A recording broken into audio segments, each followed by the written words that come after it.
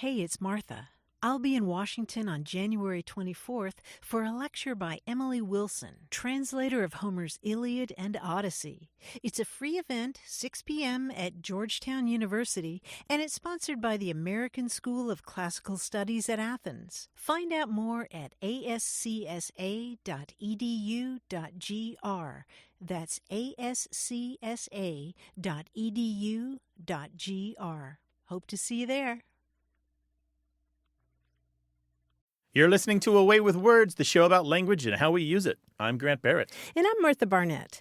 In 1994, a software engineer named Anu Garg started wordsmith.org, the popular website for language lovers. And this includes his immensely popular A Word a Day email, his anagram server, where you can go to test anagrams. And to celebrate the 25th anniversary of wordsmith.org, he conducted some worldwide contests with limericks and anagrams and pangrams. Now, you know what a pangram is. Yeah, pangrams. These are sentences that contain every letter of the alphabet, and they have to be grammatical. Right. So, for example, the famous one is the quick brown fox jumps over the lazy dog. But he asked people to write an original pangram that describes an event that happened in the last 25 years. So something from science or the arts or business or politics. And I happen to be one of the judges for that contest, and I am here to tell you the winner the pangram contest. Let's hear it. Emoji having been popularized, texts acquire wacky faces. Wow, that's pretty good. And short, too. It's short. It's just 48 letters, and it makes sense, too. Yeah, it does make sense. It's hard to say, though. It's tricky to say. I was lobbying for a different one, which was Watson excels at Jeopardy, quickly outbuzzing human favorites. I like that. Oh, that's really good, too. Yeah, but I'm going to share some more of those later in the show. Outstanding. And, if you're a pangram coiner, if you're the kind of person who loves to mess around with words like this, we want your pangrams, 877-929-9673. Email words@waywordradio.org, or let's start a conversation about pangrams on Twitter at WAYWORD. Hello, welcome to Away with Words. Hi, my name is David Baker. I'm calling from Seeger High School in rural Warren County, Indiana. Well, welcome to the show, David. We are glad to have you. What's up? I was attending a funeral for my grandmother in February, and my family I've known them, I'm almost 50, and I've known them for so long, and they've used a lot of terms, but there was a term they used, and I've never heard it before, and I've never heard it anywhere else, and I'm very curious if you can tell me about it, anything else about it. The story was being told about that we're celebrating my grandmother's life and telling stories, and a gentleman in the story early on had walked into a church service and was being disruptive. The term they used was, he said he was swarping down the aisle. Apparently he had been drinking and was causing a ruckus. And the word swarp, SWORPING, the G is optional, swarping down the aisle. And I just never heard it before and wondered if there was any kind of context you could help me with. Yeah, sure. Was this in Indiana? No, this was in Virginia. Yeah, that makes a lot more sense because swarp, spelled either SWORP or SWARP, is something you usually hear in the Appalachians. So I'm really interested to hear that you heard it in exactly the way that I've read about but never heard in the wild. It comes from an old dialect term that means to strike or hit. And so you might talk about walking through a forest and brush swarping you in the face or something like that. And it can also be used to mean to move something in a sweeping motion, like whisking a biscuit through some honey or something on a plate. Or, somebody's dress was swarping the floor. It also means, besides to move in sort of a wriggling or staggering, weaving kind of way, it's sometimes used specifically to refer to somebody who's under the influence of alcohol and engaging in noisy behavior where their arms are all flapping around or their legs are, or something like that. So that makes perfect sense that this person was he swarping down the aisle? Swarping down the aisle, and she also used it, they told the story and specifically quoted my grandmother saying they were driving down a mountain at one point in the winter, it was very icy. She said we were just a sliding and a swarping all down the mountain. I love it. That's I love perfect. it. Yeah, that fits perfectly with the idea of swarping, meaning to move erratically. Right. Yeah. Oh, that's fantastic. Oh, thank you so much. That's amazing. I appreciate that. All Take right. care. Take care, David. Bye. 877-929-9673. Hello, you have a way with words. Hi, this is James Bell. I'm calling from Trabuco Canyon, California. Welcome. What can we do for you, James? I had a question that was, how would you spell a letter, and if it's possible? You mean like the letters of the alphabet? Yeah. How do you spell the letters of the alphabet? Any guesses? My dad told me something about, just the letter by itself. Sometimes, yeah. I was wondering if there was, a proper way to spell, the letter J. Uh-huh. That's a good question, and I think it's something that most people don't think about, but the answer is yes. Yeah, all of our letters, as far as I know, have at least one way to spell them. Some of them have more than one. So J is spelled like the bird, J-A-Y. Words like H are even more interesting to me. Do you know how to spell H? I do not. It's A-I-T-C-H, at least in this country, in the United States, where we don't pronounce it as H. Some parts of the world, they say H, so they spell it H-I-T-C-H. And then, so every letter's got a way to spell it. So your name is James, so James is J-A-Y, and A is usually either just the letter A or A-Y-E, although that's pronounced I. M is E-M, E is E-E, usually, or sometimes just the letter E, and then S is E-S-S, James. Yeah. Do you want to know what the other weird one besides H, at least for me, is Y? The letter Y is spelled W-Y-E, which is really unusual, isn't it? Yeah. James, what got you to wondering about all this? Most people don't think about it. Well, I was just watching this show, and I was just thinking about the alphabet and just the English language in general. Mm-hmm. And I thought about spelling the alphabet, or spelling a certain letter. And then that got me wondering. Mm-hmm. That's good. That's great. You sound like one of our listeners. I appreciate you thinking about it, James. Yeah. All right. Well, take care of yourself, and thanks for calling. Call us again sometime, all right? All right. All right. Bye-bye. Bye. One of the reasons that you need to spell letters is particularly for documents where you're repeating something that someone else has said, say a transcription, right? Mm-hmm. So if I said to you J-A-Y and there was a court reporter here, what do they write down? Do they write J-A-Y? Possibly, but they more likely would spell out J-A-Y, space, letter A, space, W-Y-E, to indicate that I said them as letters and not as a word. Does that make sense? Mm-hmm. Sometimes you indicate through capitalization, you J-A-Y, and that shows that I spelled it out. But court reporters may have their own traditions and styles that they do. And as I recall, also in plumbing, I mean, you can look at plumbing catalogs and there will be a Y W-Y-E, pipe, right? Yeah, that's interesting. W-Y-E. Although you often find, just like in the U-turn, you find you spelled it's spelled with a the U. letter U, right, yeah. to represent the shape. So often a Y joint or an L joint in hardware catalogs is just spelled with the letter and not the letter spelled out as a word. Right. Complicated. Spelling letters is weird because it's kind of like counting numbers. It's kind of self-referential, self-licking ice cream cone. You can keep spelling the letters that spell the letters that spell the letters. Oh, my gosh. Like the cream of wheat box, it's right? Fractal. 877-929-9673. Welcome to Away with Words. Hi, this is Margot Dillard in Denton, Texas. Well, hi, Margot. Welcome to the show. Hey, Margot. What's up? Hello. My grandmother, when I was growing up, and this was in South Alabama, always used the expression cold as agga forti when it was really cold outside. I've never been able to figure out what that means, where it comes from. She was from Kentucky. She was from the coal mining region of Kentucky.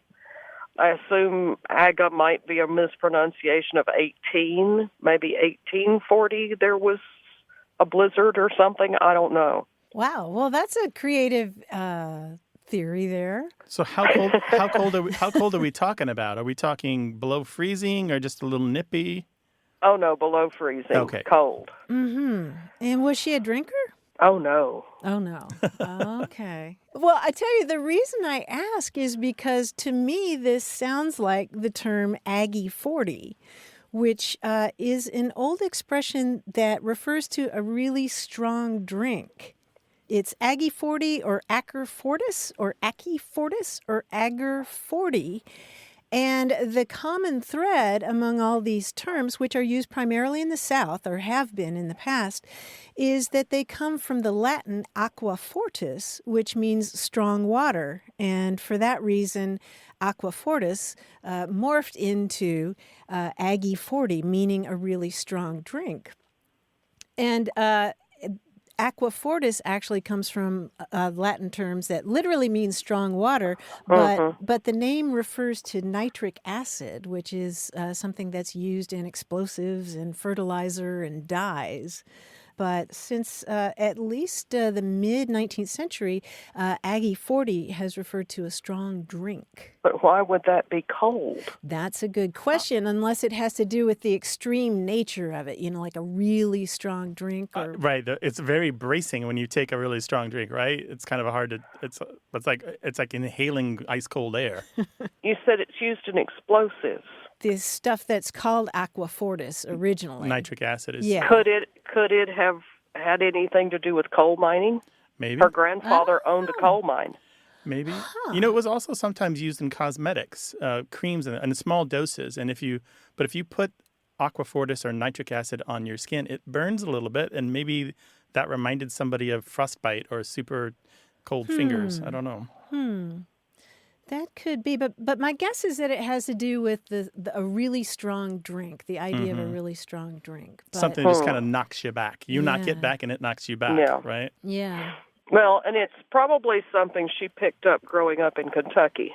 Oh, that because could I never heard it from anyone else in her age group. It was kind of her expression, but she was originally from Kentucky and grew up in a coal mining company town. Eastern Kentucky, then, huh? I guess somewhere near Corbin. Oh yeah. Well, you know what? You're the first person to ever call us or write us about this. As far as I can remember, it's never been all that common, and it seems to have faded away, and it probably could considered archaic or at least old-fashioned at this point. So it's a rare one. Margot, that's all we know about that. But if we come across more, we'll send it along. All right. Okay. Well, thank you. Thank you. Okay. Take care Thanks, now. Margot. Bye-bye. Bye-bye. Bye-bye. So just to recap, Aggie 40 is a corruption of aqua fortis. Aqua fortis is another name for nitric acid, but Aggie 40 referred to strong drinks often in the American South. Right. Okay. Yeah. I could see that being applied to cold. Yeah, because cold as, the number of things that follow as in all these different expressions that we have, it's, thousands of things come after as cold as when you look at American folklore. 877-929-9673.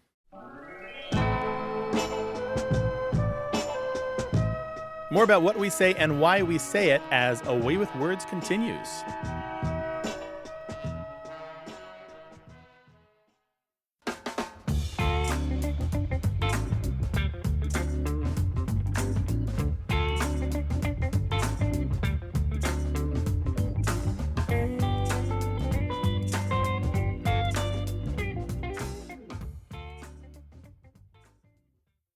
Support for A Way with Words comes from the American School of Classical Studies in Athens, presenting a lecture by Emily Wilson, translator of Homer's Iliad and Odyssey, January 24th at Georgetown University in Washington. More at ascsa.edu.gr.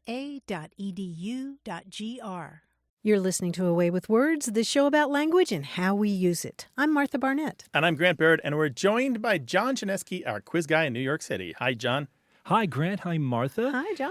Now, it's a pretty well-known trivia chestnut that Walt Disney considered many, many more names for Snow White's Seven Dwarfs. Did you know that? No, really? No? Is this conceit or is this truth? No, this is absolute. No, that's true. They have notes. Okay. I kid you not. The list includes names like Nifty, Dirty, Goopy, Wheezy, and Chesty. There's about 40 of them. Wow. Now, I don't even want to think about what a dwarf named Goopy would be like. Goopy. Walt wanted the dwarfs' personalities to match their names, like Grumpy and Happy. And looking at the list, I can see why most of these didn't make the cut. But then why stop at 7? I think Disney stopped too soon and neglected to add wordplay into the mix. For example, what about a dwarf who's very pious and contemplative, maybe one that took a vow of poverty and or silence? What would his name be? Monkey? I don't know. Yeah, monkey. Right, monkey. Dopey is silent. Maybe he's monkey. I don't know. As you can see, the name also means something else. So if you can't guess the dwarf names from the following clues, I can tell you what all else it could mean. Gotcha. Got it? Oh, All right. okay. Now, unlike Snow White's dwarfs, none of our dwarf names are actually adjectives. Now, we never found out the dwarf's background, so maybe there could have been one from Southeast Europe, maybe one from around Ankara or Istanbul. Turkey? Turkey, right. Was very likely partial to large birds, or maybe he had a fleshy wattle, perhaps? Yeah. Now, we know the dwarfs were miners, but who's to say they couldn't have other jobs? Maybe one of them was an agent who would post money so that someone in pretrial detention could be released in exchange for a fee. Bailey? Bailey, right. Yeah, you could probably find him patrolling the outer courtyard of a castle, probably. The 7 dwarfs wore those sort of floppy hats, but suppose there was one that was more geometrically inclined, and he insisted that his hat be of a similar shape, but tapered smoothly to a sharp apex. What do you think? Pointy? No, not pointy. How about TP? Not teepee, but all these are pretty good, yeah. It's the kind of head wear you might associate with someone who would be called dopey. Coney? Coney, Oh, yes. Coney. Oh. Yes, exactly. He may have been partial to rabbits or a seaside amusement park in Brooklyn. Yeah, okay, we're up to speed now. Good. Oh, and while Doc was very smart, and even Dopey still had a degree in geology, there must have been at least one dwarf who didn't make the grade. Maybe our dwarf failed the test. Flunky? Flunky, yes. Oh, Flunky. Of course, that would force him to act as a henchman for more accomplished dwarfs. There we go. Similarly, one of our dwarfs could have been a stevedore or a longshoreman and distinguished himself by the tool of his trade, a piece of metal with a handle. Forklifty. No. I'm thinking a little more old-fashioned than forklifty. Crowbar-y. Lever-y. No, it's a curved piece of metal with a handle. Hooky. Hooky, that's him, yes. Oh. Unlike Flunky, instead of failing, this guy just never showed up. Those are our dwarfs, guys, and that's pretty good. Well, thanks for the quiz, John. We really Thanks, appreciate it. John. We'll talk to you next week. My pleasure. Talk to you then. More about language on the way, 877-929-9673. Email words@waywardradio.org and talk to us on Twitter at WAYWORD.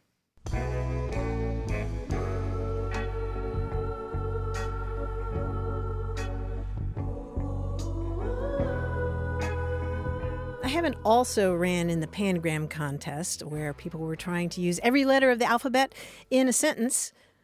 Ariana Grande visited a bakery, licked a glazed donut, and made an unpatriotic jejune exclamation. She was required to apologize thereafter.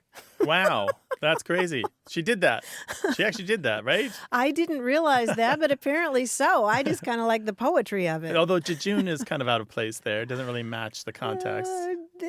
Yeah, well, they're all kind of What are tortured. people doing licking donuts? I guess if you can't have sweets because you're on a permanent diet for your career, I guess that's the most you can do, right? I don't know. Send us your pangrams, words@waywardradio.org. Hello, you have a way with words. Hi, this is Alicia. Hey, Alicia, where are you calling us from? I'm calling you from Wilmington, North Carolina. Oh, welcome. What can we do for you? What's going on there on the coast? Thank you. So my father was raised in King, North Carolina, and whenever we would go visit his family in that area, for example, he might walk across the street and visit his cousin. And when he comes back to the house, my mom would say, "Hey, what did Dean have to allow?" And he would tell her what he had to allow. And when I mentioned that one time to my husband, or asked him that maybe when he had gone to talk to somebody or whatever, he's like, what is allow? What do you mean? And I can't find anybody that's ever heard of that phrase before, but I swear I grew up with it. It makes perfect sense to me, and I just wondered, so I called y'all. We believe you, Alicia. Thank you. We do. I would say that someone who hasn't heard this just hasn't read a lot of American literature, because it's, Okay, good. and that's not necessarily an insult so much as it's a thing that you should improve if you haven't done it, because it is a term that you will find in the writings of Mark Twain and Bret Harte and just hundreds of authors, I'm sure, from the 1700s, 1800s, 1900s have used a form of allow, which basically means something like to say, to declare, to declaim, to claim, to state. Exactly. Yeah, right. Okay. So and sometimes it's given as allow, like I'll allow, L-O-W, but it's just an abbreviated form of allow. Gotcha. Okay. Yeah, so All right. this goes back to the 1700s, 300-something years or so of this word. And there's some different uses of it that I won't get into here, some different substances, but generally it's about saying a thing. Sometimes it's saying it with force. Sometimes it's saying it, meaning to admit, like someone says, were you on the bank on the evening of the 4th? And you were like, well, I'll allow that I was there, but I was not doing anything harmful, right? You allow, you admit. But in general, it can be used to say. He allowed that the dinner was good and he'd be back next Sunday. And I hear it more as allowed as how. Oh, nice. My Aunt Mazo there in North Carolina would say, oh, he allowed as how he was 23 years old or something like that. Yeah. How is it spelled? Just like the other word, A-L-L-O-W. L-O-W. Okay. And conjugated the same, right. yeah. I feel so vindicated. Oh, absolutely. Our pleasure. It is primarily Southern at this point. You will sometimes hear it in the what's called the Midlands or Southern Midlands. These are the states or the parts of the country right above the American South. But you will find it here and there in places like the Northeast and Vermont and the rural speech of people in the mountains of Montana. It'll pop up now and again. That's wonderful. Good. Well, I'm going to keep using it, and I can't wait for my husband to hear this. And my kids are going to be thrilled because they're avid readers and love some of those authors that you mentioned. So, yeah, this is great. No, that's where Wonderful. I first heard it. Nobody in my family used it, even though I had some Southern folks that might. But I learned it from Mark Twain. That's where I first heard it. Well, thank you so much. Our pleasure, Lisa. Thanks for calling. Take care. All right. You too. Thank you. All right. Bye-bye. 877-929-9673.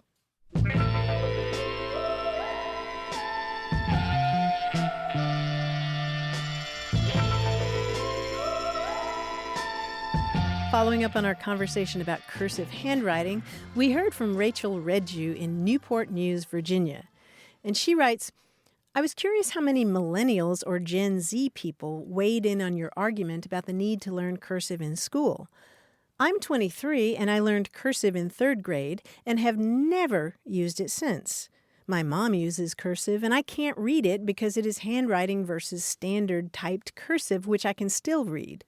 Additionally, when I was studying in Japan, the English teacher asked me to write my name in cursive because she was demonstrating the need to learn cursive, at the very least so we can sign our name.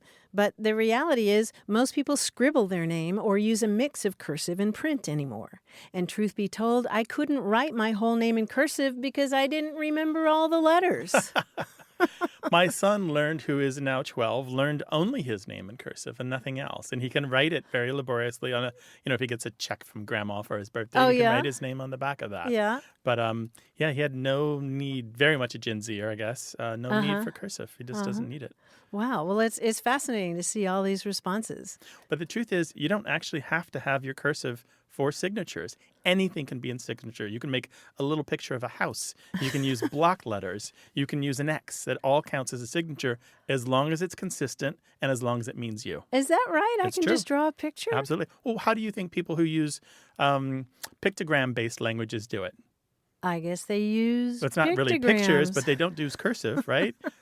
People who sign things in Chinese or Japanese or Korean don't use cursive. They just write them the same way they would anywhere else. I'm picturing my new signature right now. 877-929-9673. Hello, you have a way with words. Hi, this is Patrick from beautiful Bolton Landing on Lake George in the Adirondack Park in upstate New York. Oh, my goodness. You sound like you're in a very lovely place. I am. I recently had the pleasure of visiting America's only plastic kazoo factory. It's in Beaufort, South Carolina. I think that's how they pronounce it. Yeah?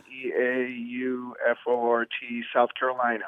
Wow. And it was lovely. They had a little museum. They had a factory tour, a little gift shop. It was a lovely afternoon. But they had a little documentary film before the tour started. And they kind of just glossed over where the word kazoo even came from. So I talked to the tour guide after the tour, and I said, nobody knows where kazoo came from? And she goes, no, we don't know, and no one knows. And I was just a little surprised by that. And I was like, you know what? I'm going to find out where kazoo came from, because I have some friends that are going to help me out. No pressure or anything. Sit down, Patrick. I've got some bad news. Nobody knows. Nobody knows? Nobody knows. Really? No, there's guesses, there's theories, there's surmise. It's all rubbish. It should be ignored. Nobody really knows. We know when the kazoo first appeared. We know that sometimes it was called the gazoo with a G instead of a K. We know that there was another instrument that preceded it that was very similar. Instead of played straight out of the mouth like you smoke a cigar, it was played to the side like a flute. This was called a eunuch flute or a merlitone, a very similar instrument. It sounded very much the same, and that's from much older than that. And we also know that there were a bunch of slang words from the 1800s about the time that the kazoo appears that sound a lot like that word, including gazook, gazabo, gazebo, and gazoo. And they all just kind of mean dumb person or stupid person. And it's possible when you blow a kazoo that you sound dumb. Well, it does kind of have a little onomatopoeia going on there, right? Mm-hmm. I mean, the word sounds like kazoo, you know. Mm-hmm. That's what all the dictionaries that I can find say. They basically suggest. They don't say for sure, but they suggest that it's onomatopoeic. But that's the most that's known about it. I'm sorry to say. Most words have that story. Most words that are not obviously from Latin and Greek have unknown origins. Do we know when it first appeared in print or any? I mean, how could I kind of run this down on my own? If you only have a minute, check the Oxford English Dictionary, which you can sometimes get free access to through your libraries. If you have a half hour, an hour, go to one of the digital newspaper sites like newspapers.com or newspaperarchive.com and see how far back you can find it. You will probably not be able to find older uses than the Oxford English Dictionary has, but that's the short version. Okay. Well, I certainly appreciate it. It was a pleasure speaking with you. Great talking with you, too, Patrick. I have to ask, did you come away with a collection of kazoos or a special kazoo that... it was love at first sight when I saw the electric kazoo. They had a kazoo with a little pickup attached to it that I can plug into my amp here and go wild with the distortion and everything. Are you serious? Have a ball with that. Yeah. Outstanding. Oh, yes. Oh, I want to hear that. I desperately want to hear that. You have to send me an audio file of that, Patrick. I will. Please do. Yeah, that would be I great. will. Thank you, Patrick. I had no idea. A kazoo with a pickup. Who knew? Who knew, right? As soon as I saw it, it's like, I have to have that. I feel a rap coming on. Don't. No raps, Martha. Patrick, thank you so much for calling. Okay, thank you. Bye. Alrighty, Take care. Bye-bye. 877-929-9673. Email words@waywardradio.org or talk to us on Twitter at WAYWORD.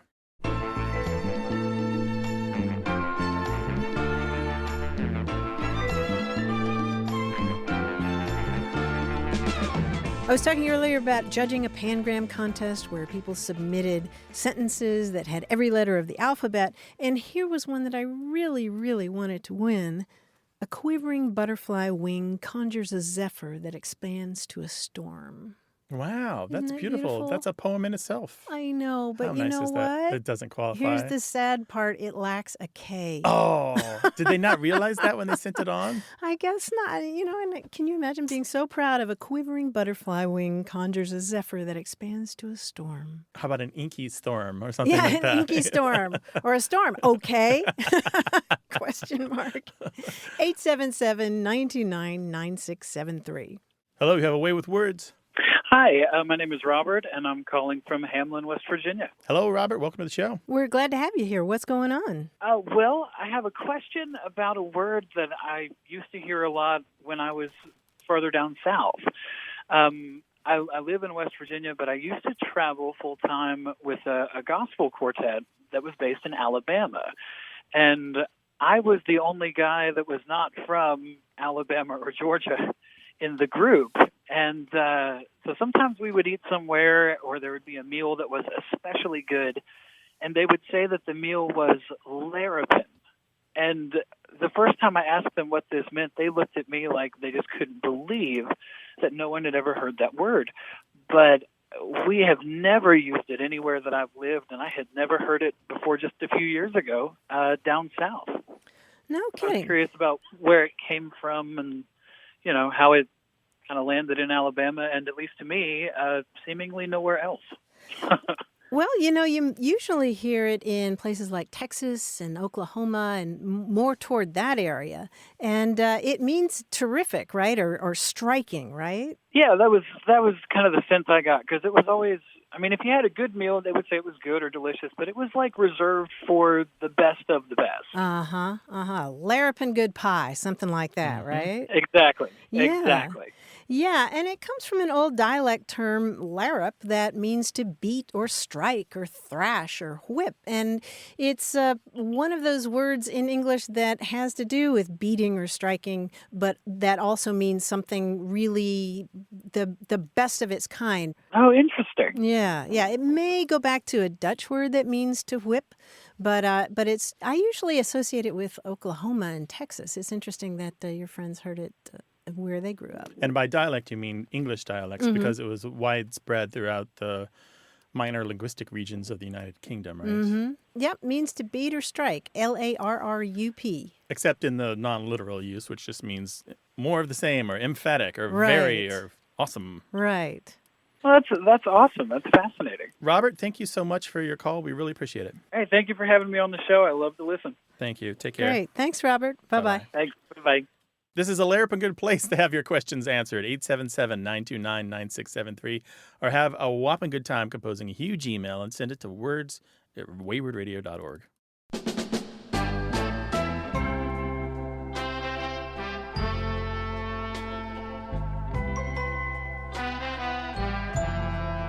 Here is another pangram that I really liked that has a scientific bent.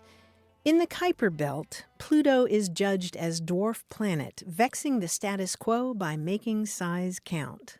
Wow, yeah, that's pretty good. Yeah, it makes sense. It's a long one, though. Yeah, That's part of the problem. How many letters is that? 73. 73. You wanted to be brief. Yeah, but I like it. Pangrams are pretty cool. What's the shortest one you know? Do you know? Just the alphabet song? Yeah, that's just 26, right? Well, there's an and in there at the end, and C or NZ. 877-929-9673.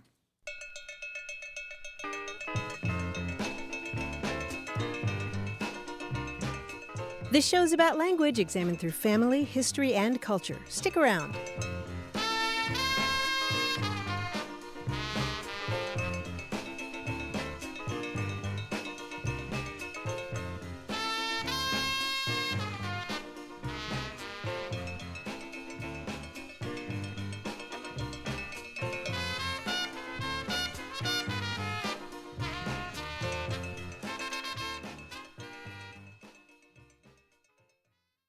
You're listening to Away with Words, the show about language and how we use it. I'm Grant Barrett. And I'm Martha Barnett.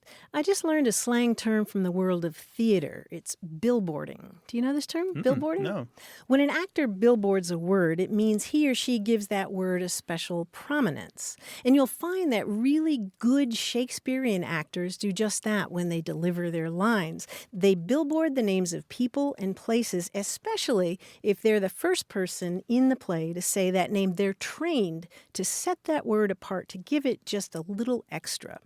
I learned that and many, many, many more things from the new edition of a book called Thinking Shakespeare. It's by Barry Edelstein, and he's the artistic director of the Old Globe Theater here in San Diego. And the book is based on his distinguished 30-year career as a stage director and producer. Thinking Shakespeare is a working guide for actors and directors, but really it's a great book for anybody who wants to have a better appreciation for the work of the bard. Edelstein taught for years at Juilliard and the Public Theater in New York, and he's the best kind of educator because his book is really joyous. You know, that favorite teacher, that favorite professor you had, and you just wish you could go out for a long dinner with them and have them tell you all the reasons they love their subject so much and tell you little background information. He offers lots of funny asides and allusions, and he provides these useful paraphrases of what's going on in a scene. And he sets up the passages by reminding lay readers what's going on, so it's not like you come to the passages cold. And it's just so much fun reading about how he teaches actors to wring out all the juice from a single line in Shakespeare. And the way they do that is they really dig into the words. He talks about how, the spectacle is fun in a play and the action is interesting, but you can get that from HBO. What we go to Shakespeare for is the language, is the words. And he's forever urging actors to ask themselves, why is this character using this particular word right now? And the answers are thrilling, even if you never set foot on the stage. So that book is Thinking Shakespeare by Barry Edelstein. Well billboarded. Thank you. We'd love to talk to you about Shakespearean words or plays or how to perform language well. 877-929-9673. Email words@waywardradio.org or talk to us on Twitter at WAYWORD. Hi there. You have a way with words. Hi, my name is Tatiana Hemrich, and I'm calling from San Antonio, Texas. Welcome, Tatiana. What can we do for you? So I'm kind of curious. It's come up more recently, this saying that I have said, I think, my whole life. I'm originally from D.C., where it didn't seem to cause too many confused looks, but here in San Antonio, I really get what is wrong with this person? So the phrase that I'm referring to is hairy eyeball. And so I usually use it in terms of that person's giving me the hairy eyeball, and it could be either I'm doing something they think is unusual, or maybe someone is just questioning what I'm doing, or they're just giving me like the New York once-over, but just, with the hairy eyeball expression. So hairy eyeball, thank you for doing the Johnny Appleseed work of spreading it throughout Texas. That's important. But it's been around since at least the 1960s. And what's interesting to me is that the first use that we know of in print was by Carol Burnett. She was very young. She was kind of early on in her career. And she'd established herself and had a name. And she was being talked to by a gossip columnist. And she was talking about not understanding the slang of her younger sister, who was 16. And she quotes her younger sister as saying, "He gave me the hairy eyeball. That meant he liked her." So the hairy eyeball, at least to Carol Burnett, meant something different. It's possible, since the whole premise of this is that Carol doesn't understand her younger sister's slang, that Carol got it wrong accidentally or got it wrong on purpose. We don't really know. But now it does mean that you're squinty-eyed at somebody. And just imagine your eyelashes kind of occluding your eyeball. They're kind of in the way. The hairy eyeball is a lot of eyelash and very little eyeball, right? Squinting suspiciously at somebody. It pops up here and there in literature and newspapers. It's never been all that common. It's kind of I would call it performance slang. You use it in a knowing way because it's so evocative. It's not It's not throwaway slang that just is kind of casually unremarked upon. If someone says the hairy eyeball, people notice. So the hair in this case is the eyelashes. Yeah, it's the eyelashes, yeah. Although the idea of a hairy eyeball seems really gross. I know. The first time I heard it, I thought. And I think that's why I would get the questioning looks, like hairy eyeball. I never even thought about the actual eyelashes. You would get the hairy eyeball for using the term hairy eyeball. There are a ton of eyeball-related terms like this in cultures around the world. I'm thinking of the way that gestures. People pull their lower eyelid down. I believe we've talked about that before. Buckeye. The buckeye. And there's also the stink eye, which I believe originates in Hawaii, which is very similar to the hairy eyeball. You give someone the stink eye, you're showing them your displeasure with a sharp look. Very interesting. I like the Carol Burnett reference. I am a fan of hers and used to watch her, when I was younger. So right, and she has eyelashes that go on for days. So I love picturing her now. Now that you've brought this to our attention, Tatiana, thank you so much for calling. Thank you very much. No, thank you so much. It's been quite a pleasure. Thank you. Take care. All righty. Yeah, bye-bye. Carol was 27 when she was quoted in this newspaper article. Oh, my. So she had yet to reach her heyday, but she was well on her way. She established herself early and had a reputation as the wild comedian who'd do anything just to get a great laugh. Oh, I know. So now I'm going to stop thinking about her earlobes and start thinking about her eyelashes. Very good. 877-929-9673. Email words@waywardradio.org. And you can talk to us on Twitter at WAYWORD.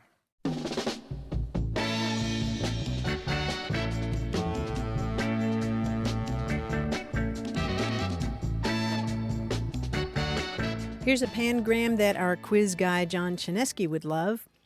Brexit, loved by many fans who are creating quick word puzzles just now. That's pretty good, yeah. Every letter of the alphabet in that sentence. Brexit, loved by many fans who are creating quick word puzzles just now. You can see it, right? So Crossword puzzle constructors. You're saying the constructor crowd is going for Brexit. I'm just not seeing that. I'm just not picturing that as being their thing. Oh, good point. 877-929-9673. Hello, you have a way with words. Hi, Martha. How are you? Hi, I'm doing well. Who's this and where are you? This is Patricia Keck calling from Fort Worth, Texas. Well, welcome, Patricia. What can we do for you? Well, I had a question about an expression that my husband's grandmother used that sort of mystified me. I grew up in South Texas on the border between Texas and Mexico, and Spanish was my first language. So when I married into his family, I ran across lots of expressions that I had never heard before. And one was from his grandmother, and she often would say when she didn't want to maybe perhaps answer completely or actually didn't know where something was, she would say, "It's gone where the woodbine twineth and the whang-doodle mourneth." And I really didn't know what to make of that, and in some ways still don't. Where the woodbine twineth and the whang-doodle mourneth? I know. Imagine that one, where the woodbine twineth and the whang-doodle mourneth. We're going to have to break this down, but I want to tell you a little story first about a man named James Fisk Jr.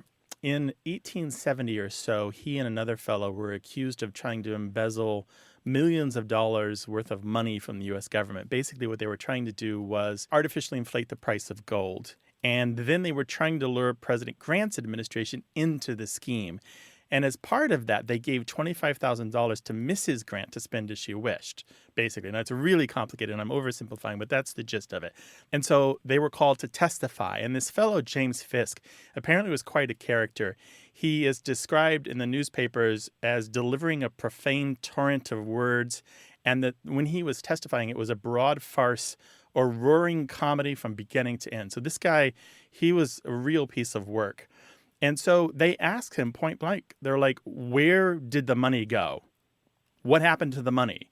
And he replied with what you've said, only he said a shorter version of it. He said, "Where the woodbine twineth." And this sentence was repeated in newspapers from coast to coast repeatedly over a period of weeks and months, and it kind of became like one of these catchphrases of 1870.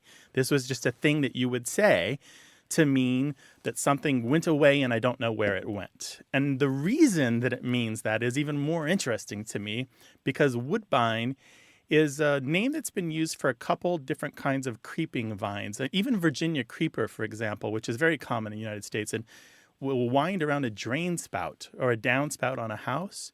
And so where the woodbine twineth means the place where the vines wrap themselves around, and that is the spout. And it's an indirect reference to another slang term that we don't really use in English much anymore. To say that something is up the spout doesn't mean that they got pregnant, which is another version that's unrelated to this. It means that it went away. And so something goes up the spout, it means it's gone. And the reason up the spout means up the way has to do with pawnbrokers. I kid you not. Are you following all Wow. this? Pawn shops. Wow. Because when you went to a pawn shop in the 1800s, they didn't store the merchandise that was being pawned on the level where you would hand it over and get some money in return. What they would do is they would send it upstairs. They would send it into storage. And often there was a hole in the floor of the ceiling called a spout. And it had like a pulley system or a dumbwaiter or even just a bucket on a rope.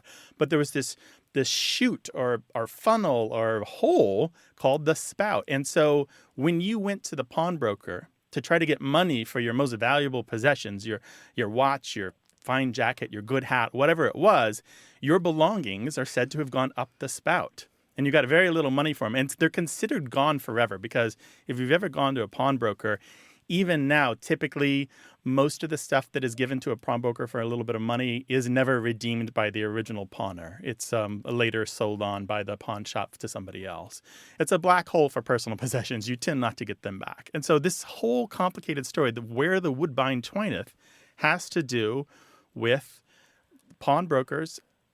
the expression up the spout meaning gone, and this guy talking about vines wrapping themselves around a downspout. Well, that timing sounds, you said about 1870, sounds just right because she was born in 1890 and her parents both used that expression. So, from Ohio and Pleasant Lake, Indiana. So that was a usage that was not uncommon in her family. Absolutely. I totally believe it. Well, but what about the whangdoodle? It's a kind of a catch-all word for an unknown animal, either a mythical animal or one that you can identify. When you hear an animal in the bushes and you can't quite make out the call and you don't really know what it is, that's a whangdoodle. Well, it'll be right there with the jub bird and the exactly and the bandersnatch and the jabberwock. The whangdoodle is in good company. Yeah, what's interesting is where the woodbine twineth, and the latter part of what you quoted, the where the whangdoodle mourneth for her firstborn is the longer expression.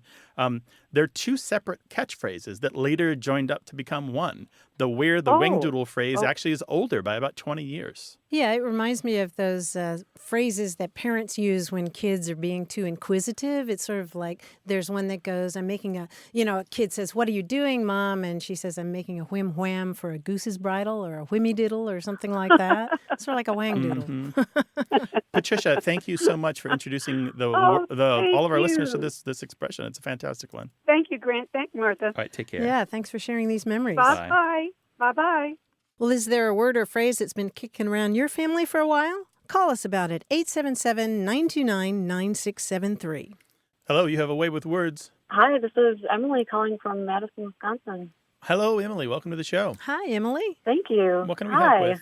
So I have a question, and my question is whether there's a gender-neutral way to refer to nieces and nephews, similar to what we would have for like the word cousins, that wouldn't necessarily imply gender. A gender-neutral term for nieces and nephews, so kind of all together instead of saying the phrase nieces and nephews.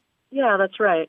Mm-hmm. And Emily, what got you wondering about this? A couple things. I have 3 nieces and a nephew, and I'd say in conversations, describing visits and time spent together, it just always occurred to me, why there wasn't such a term like cousins that didn't imply male or female. And another thing that I have been thinking about in this context is just the way kind of our society has changed in a way, and whether the English language will adapt to that. So I think it's more commonplace now to hear, even at younger ages, people defining themselves in non-traditional ways, and being more commonplace maybe to define yourself as transgender or gender nonconforming. And if we have just certain definitions in the English language for male and female, is there a way for kind of our language to adapt to what is becoming like a changing societal norm, I guess?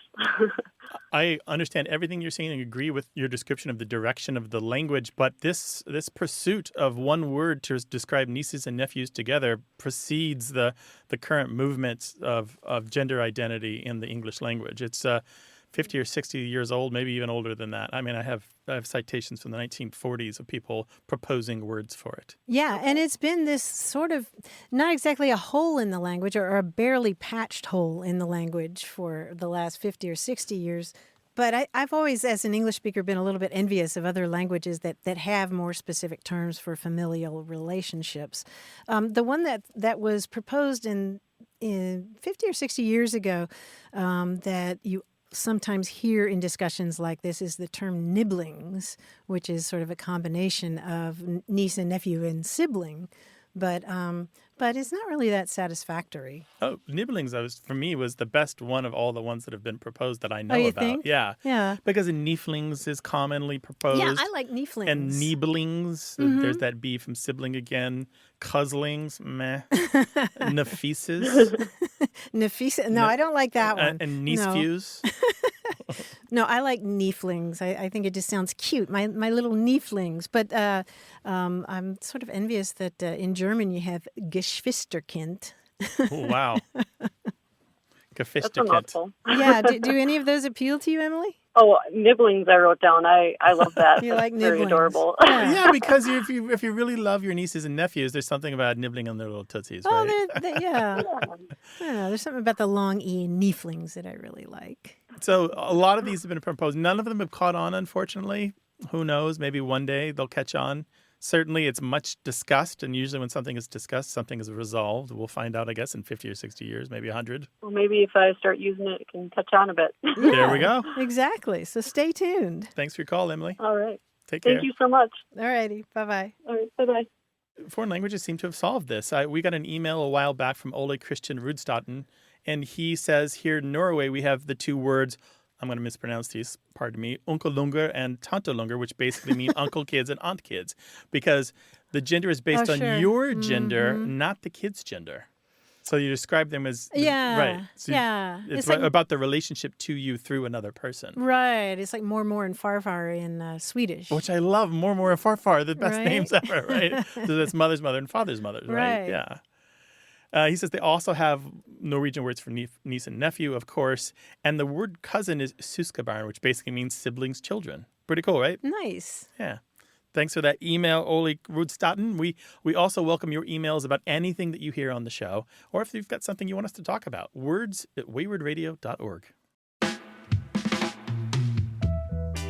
Thanks to senior producer Stephanie Levine, director Colin Tedeschi, editor Tim Felton, and production assistant Tamar Wittenberg. You can send us a message, subscribe to the podcast, get the newsletter, or catch up on hundreds of past episodes at waywardradio.org. Our toll-free line is always open in the U.S. and Canada, 877-929-9673. Or send us your thoughts to words@waywardradio.org. A Way with Words is an independent production of Wayward Inc., a nonprofit supported by listeners and organizations who are changing the way the world talks about language. We're coming to you from the Recording Arts Center at Studio West in San Diego, California. Thanks for listening. I'm Grant Barrett. And I'm Martha Barnett. Until next time, goodbye. Bye.